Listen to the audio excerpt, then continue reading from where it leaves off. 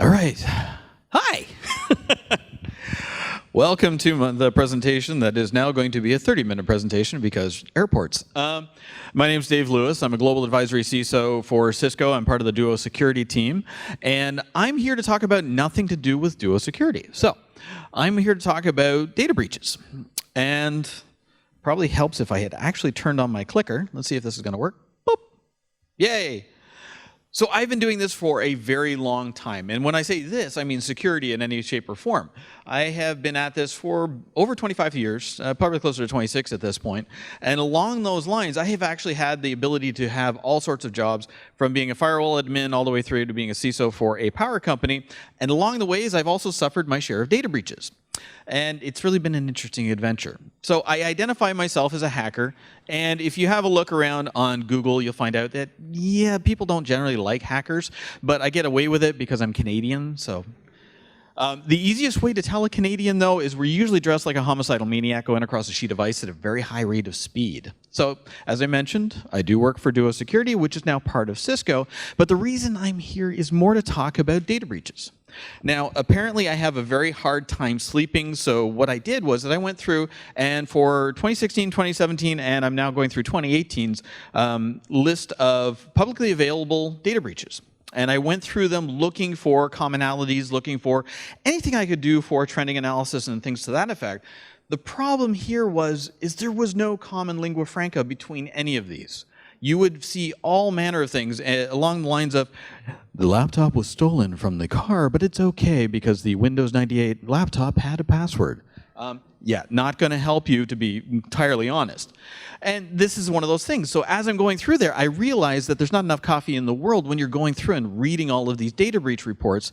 And when you're trying to get a thread out of all of this, and you realize very quickly that there is no commonality, there's no mutual understanding. And that's one of those things where we have to have that conversation. We have to go forward and say, how can we do this data breach reporting in a better way?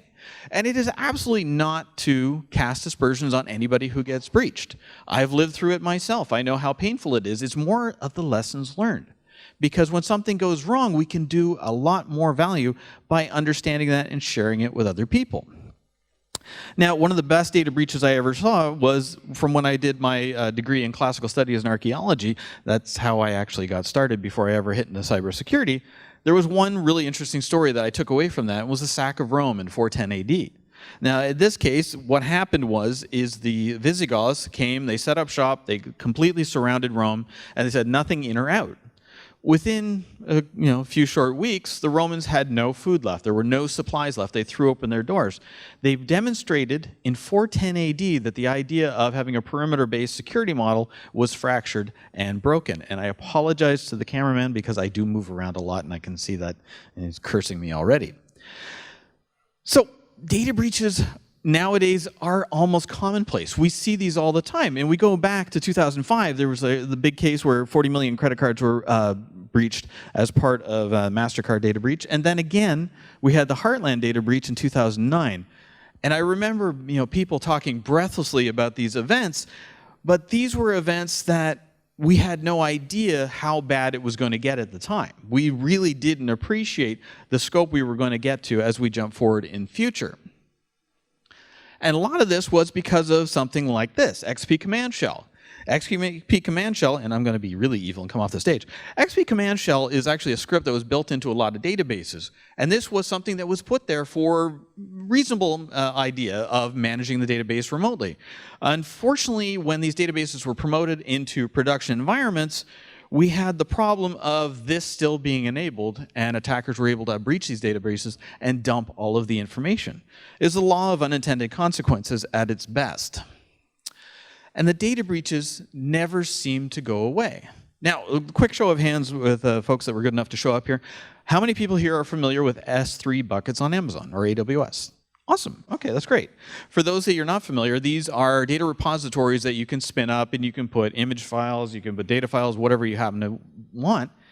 The thing is with these, by default, and I'll say that again, by default, these are set to private. And unfortunately, in a lot of cases, we're seeing data breaches where their data was accessed by third parties because they left the door open. And this is not to cast a person on, this is just one example. And another example. And there are so many examples. This is not an example of the S3 bucket, but this is a point that it can happen to anyone. Now, it's really amazing that when you're looking at data breaches and understanding how these things happen, you really find that a lot of times you don't really internalize it until it happens to yourself. And I'll be honest, I was very much of that same sort of ilk. I didn't really fully appreciate the gravity of a data breach until I went through one myself. And we don't tend to really appreciate the data itself. And the reality is, when you look at stuff like an economist, data is very much seen as the new oil. It is the new currency of the day. I don't think you entirely agree with me based on your reaction, but this is one of those things where information is gold. And if we're not taking the time to better protect it, bad things can happen. And what slide presentation would be complete without the mandatory AI reference? But this has got a reason for this. Just before DEF CON a few years ago, I have the, how do I put it? I'm lucky enough to work on the DEF CON crew in Las Vegas, and we were trying to get set up, and this was a series of supercomputers that were set up across the stage as part of the DARPA Grand Challenge. The whole idea here is each one of these computer systems was trying to breach each other in an automated attack. The really amazing thing here was one of those systems that did win came up with a vulnerability and exploit that nobody had seen before. So it was actually able to create something on the fly. And then we think of the mandatory, oh yes, war games, but I won't let that go too long because somebody might have a seizure. But the attackers don't need to go to that extent at this point, because unfortunately, most of these data breaches happen because of weak credentials, because of patches that are missing. Lots of very simple things. And as I went through and I read all of these data breach reports, it was really amazing to see how many times 0-day was not mentioned. A lot of these data breaches were because of simple things that were missed, fundamentals that were overlooked. Why can't we do the basics well, as Quentin said yesterday? Now, Brian Krebs is not your IDF system, nor should he ever be. And these days, much more that reason. So this is an example here from Equifax when they had their data breach. Everybody was going on and on about the particular vulnerability that was exploited in order to get the data, but Brian did notice something here, that there was a web interface that could access the same data in 26 different countries with a default username and password. So the attackers are not going to burn a 0-day or something along those lines in order to get the data when they can just log in with admin and password. Why do we make it easier for the attackers? So, when we're looking at media, we hear about unauthorized access, we hear about internet insider threats, we all love to hammer away at that. Obviously the web breaches, but the one thing that usually doesn't get enough attention are the missing patches. Now, patching is not as simple as flip a button and you're on your way. If you're working in a shop with 10 users, obviously that's simple to do. But if you're working with a shop that is a scale of 20,000 or more, just patch it simply isn't something that's tenable, so you have to have better examples of how you're going to do this and better response plans, because the breaches obviously are going to happen. How many people here are familiar with the Star Wars movie Rogue One? Okay, for those of you who have not seen this movie, I'm sorry, there's some spoilers here, but this is a great data breach movie. So first of all, we have the firewall admin that's there protecting the planet. And he's saying, look, okay, I'm not really sure why you're here. You seem like a valid ship. I think I can let you in. But that's when the social engineering kicks in. And they say, oh, no, we're supposed to be here. We were rerouted. And they're like, okay, well, send your code. So away goes the SQL injection. And they're like, oh, yes, that's a good code. Okay, there's the breach. So the really funny thing is when the attackers have then gained access into your environment, they very much want to do is an escalation of privilege. So they're looking for more data and what they can do to get away with and basically get away with things. But usually we don't know that we've been breached until much later. And this is one of those problems, is that the attackers know this and they do get away with this sort of things because by this point the data has already been accessed. Or worse, the egress filtering has failed or is non-existent, and the data has already left your environment. But the best part of this movie was the lesson: encrypt your data. None of this particular data seemed to be encrypted. They didn't have to do anything here. But this is one of those things that, yes, humor there is there. Humor there is there. Humor is there. But these data breaches are real for us on planet Earth. So back in 2012, I started tracking data breaches because apparently I needed a hobby. And one of the really interesting ones here was LinkedIn. It was at 6.5 million records. And at that time, that was a huge, huge data breach. We flash forward today, we're looking at orders of magnitude of billions of records. And I'm worried that we're getting numb to it. Now, I've lived through my own data breach, and this is an example here of one company I was working at where root beer sec was good enough to pop a box that I thought was offline. So this was a system that was put out by our marketing team, and they had promised me they were going to take it offline. They did not. It got compromised, and next thing I know, the phone is ringing off the wall with various news organizations trying to buy, some 5 minutes with me to talk about it. This was not fun. This was very much a unfortunate feeling to have to go through, but it really hit home for me how much I should be, taking these things seriously. Now, this wasn't the marketing team's fault for not taking it offline. It was my fault for not following up with it. It was our team's fault for not making sure that we followed up with them to ensure that this box was going to be taken offline and not just taking their names at it, or taking them at face value. And it's amazing where this is just a WordPress attack, but in my last job, we used to look at the different types of web attacks that were happening on a quarter-by-quarter basis. And this is an example from the data sets. And the reason I'm using this one without any date attached to it, because every single quarter, these were the prime attacks, and the numbers would vary by a percentage point here and there. Number one, SQL injection, local file inclusion, and cross-site scripting were always the top three. SQL injection, why? Because it works. Now, we as defenders have to do a far better job of sanitizing inputs and sanitizing outputs, and this will help for this go away. So here's a pop quiz. How many people here are familiar with the OWASP Top 10? Okay, who can tell me the first time that SQL injection was on the OWASP Top, or sorry, how long SQL injection has been on the OWASP Top 10? Ding, right from the very beginning. And here we are, years later, I think it's what, 14 years later? We're still having these conversations, and we're still suffering through these sort of things. This is from a site called informationisbeautiful.net. It does data visualization, and they do it for data breaches. So this was a couple years ago. This is more recently.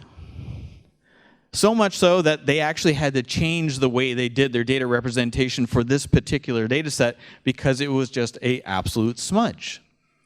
And it's amazing because it always feels like we are trying to get the data breach. It's almost like every organization out there wants to be breached. I know that's not genuine, but it's really how it feels.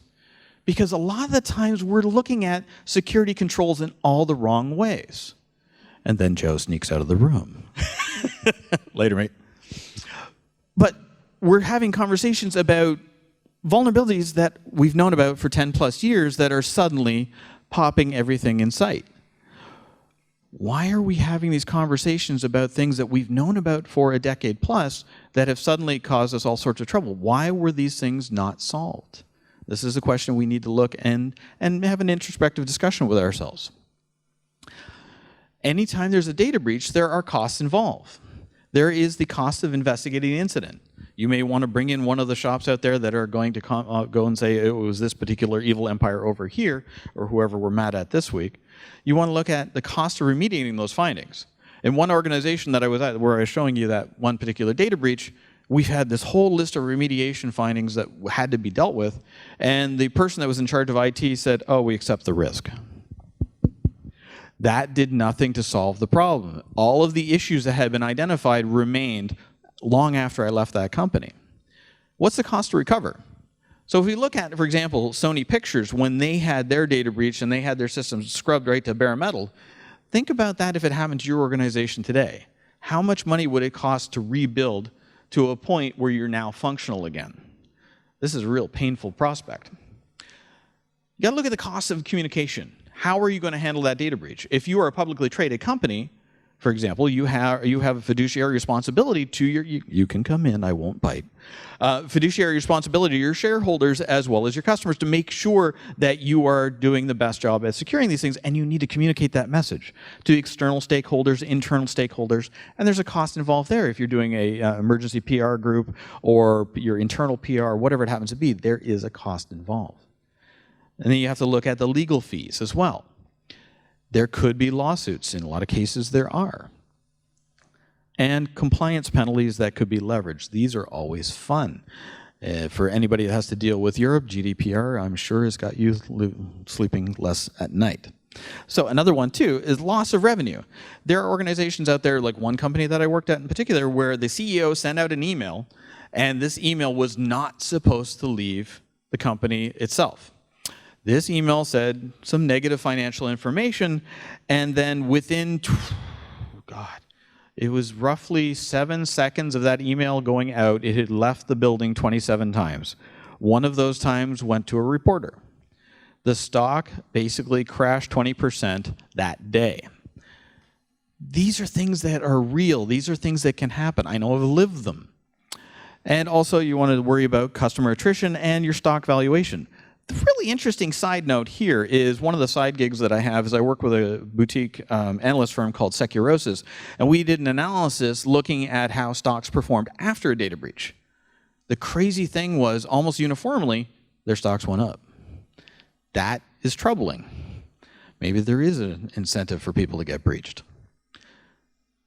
Now the costs are also ones you may not have thought of. So for example, when Verizon was looking at buying Yahoo, Yahoo had not been forthright in disclosing a data breach that they had suffered years earlier. Once Verizon got wind of this, that cut $350 million US off the price.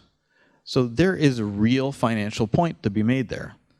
Further to that, we look at the TalkTalk data breach, where this led to a 400,000 pound fine that was leveraged against the company. The person in charge of security at that, or it was the CIO or the it was the CIO, said, "Why do we have to do it? We are not legally mandated to encrypt the data." And I thought that was a bit of a misguided ideal. So when we look at Equifax, is a great lesson learned. With Equifax, that was very much in the public eye when they had their data breach. So who got fired? Well, the CISO, after 4 years with the company and made $11 million, retired.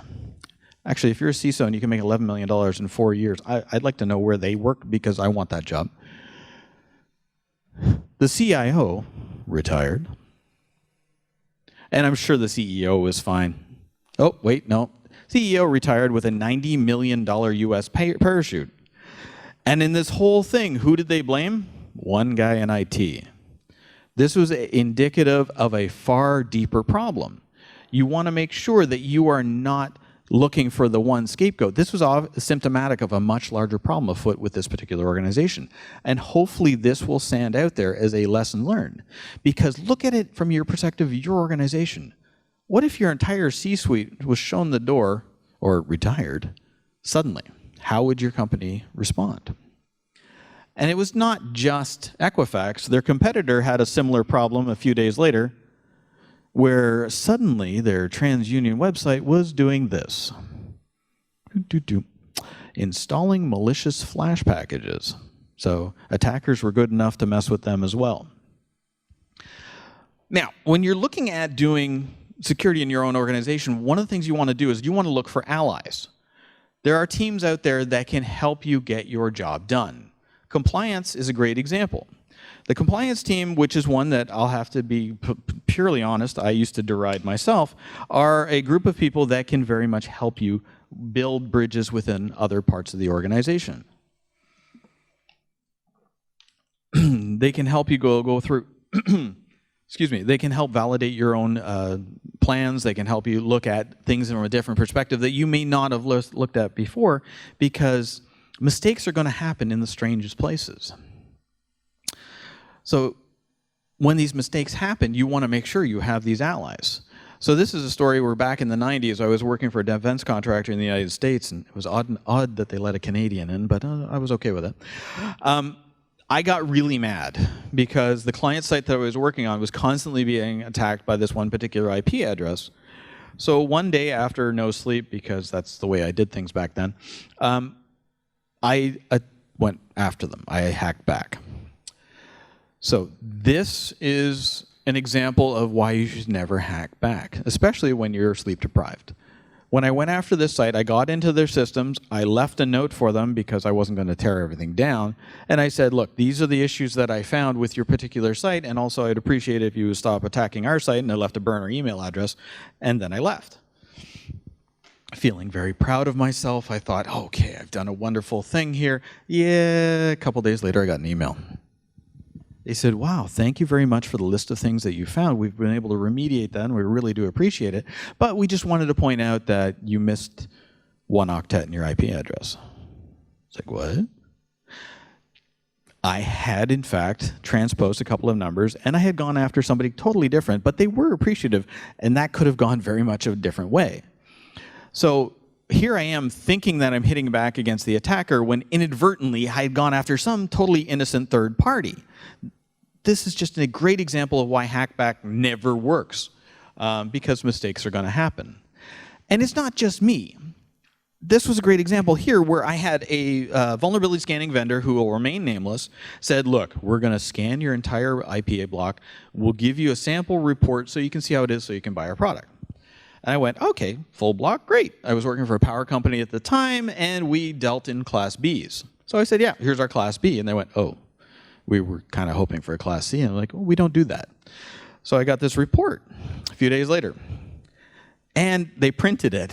It was about this thick, and they said, here you go, and they were all very proud of themselves, and I'm flipping through it, and I'm looking at these things. I'm like, there's a lot of printers in here.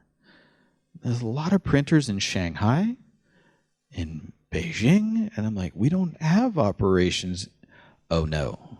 They had done the same thing that I did years earlier. They had transposed 1 octet in the IP address space, and they had gone after an entire block in China.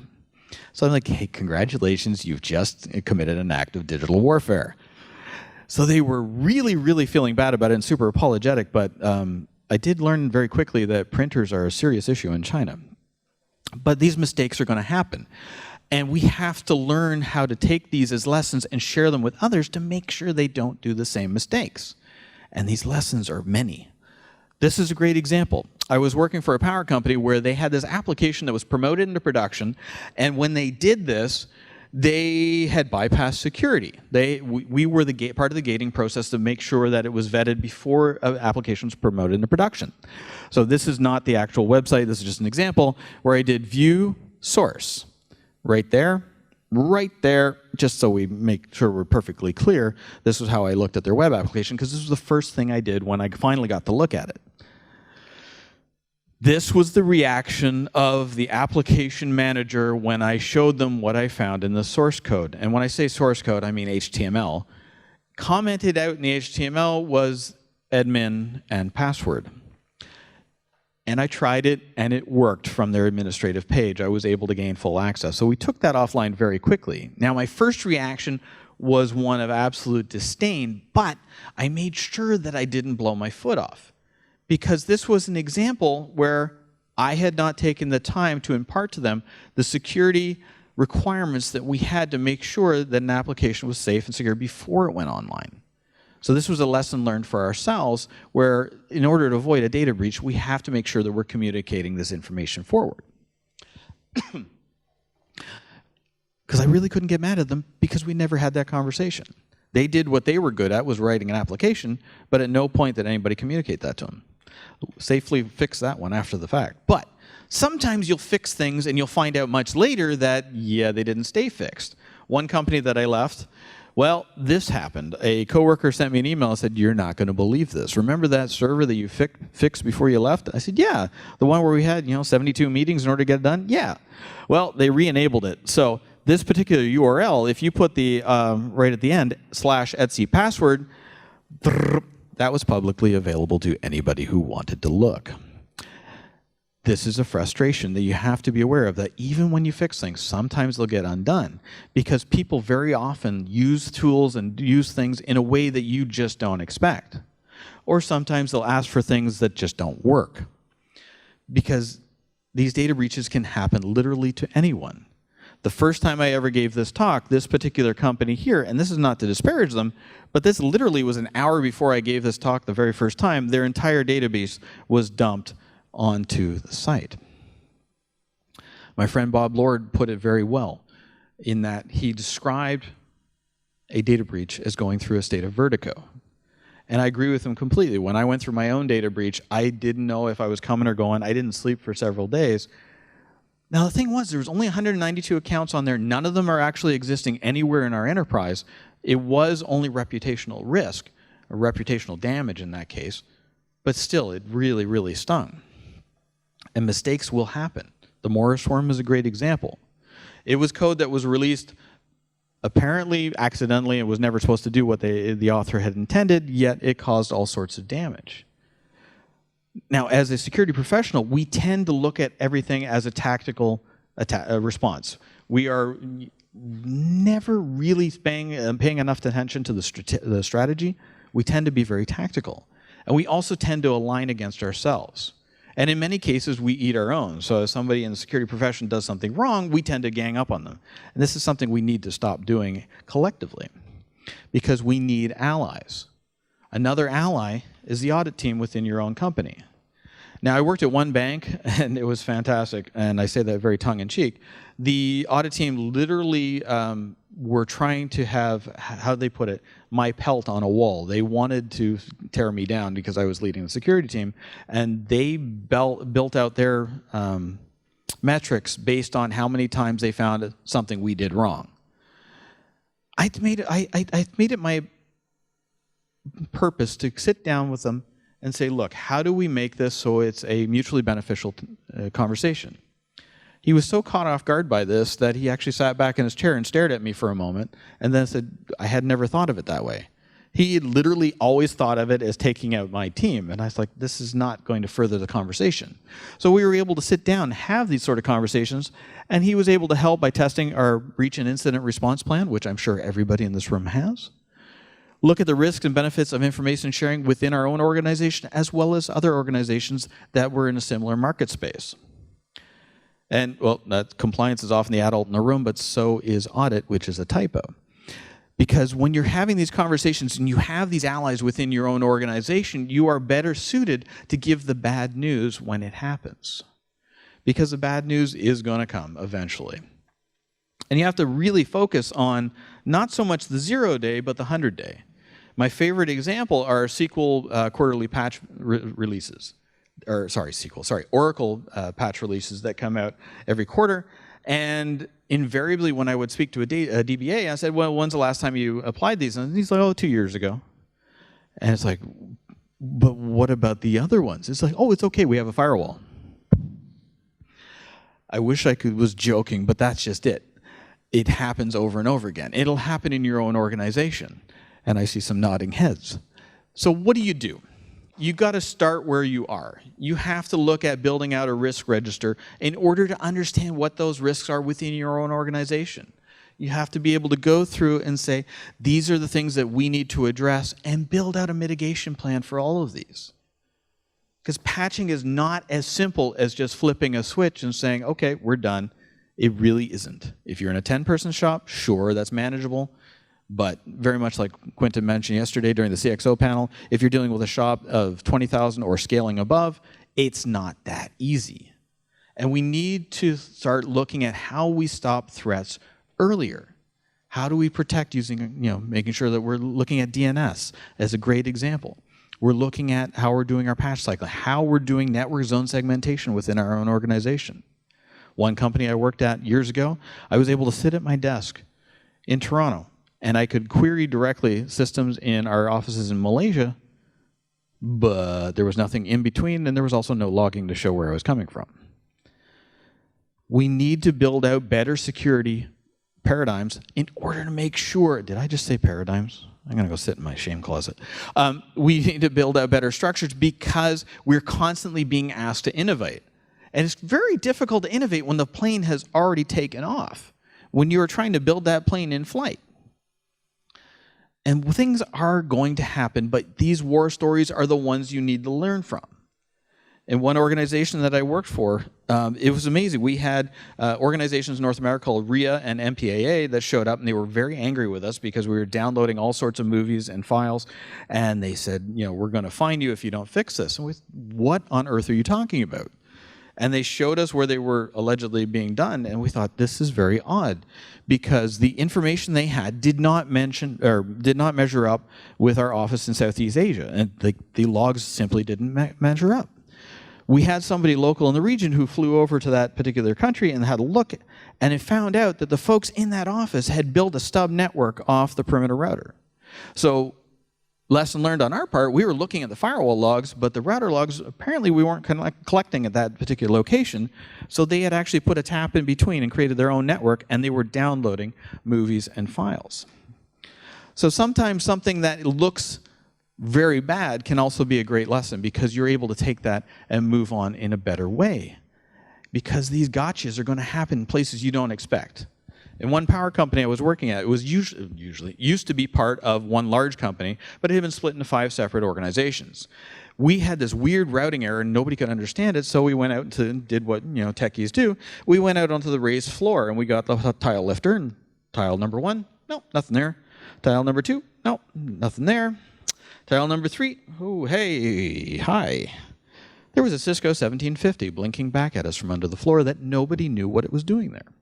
Nobody understood what it was. After several hours of phone calls and doing all sorts of analysis, it turned out that that was actually a connection back to one of the other companies of the original 5 from back in the day when it was one whole company. Now, with that connection, that was something that was legitimate at one point in time, but now it was connected to what was ostensibly our competitor. Thankfully, they didn't know it was there either, so they were just as embarrassed as we were, and we were able to take that out before it was a real problem, but that's just it. These things are going to happen, so you have to make sure that you have a clear mitigation plan in place in order to address these things. And if you ever have trouble sleeping, go read some data breach disclosure notices. They will put you down. Thank you very much for... Hey, did it just die? It died. All right. Perfect timing. Thank you very much for your time today. If you have any questions, you can email me at gattaca, Gattaca, @duo.com, or conversely, you can find me at Twitter as @gattaca. And thank you very much for your time, and I greatly appreciate it.